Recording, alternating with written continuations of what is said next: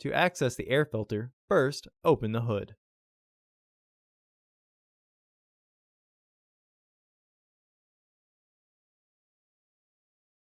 The air filter is located here. Remove the fasteners.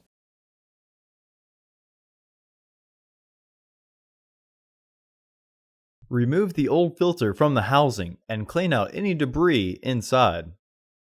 Install your new AF5190 filter into the housing. Once the filter is fully flushed and the housing is aligned, re-engage the fasteners.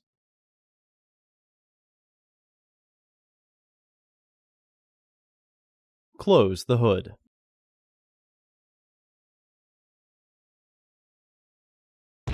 Order your parts today at filterheads.com. Also, please like our video and subscribe to our channel so you won't miss any new content.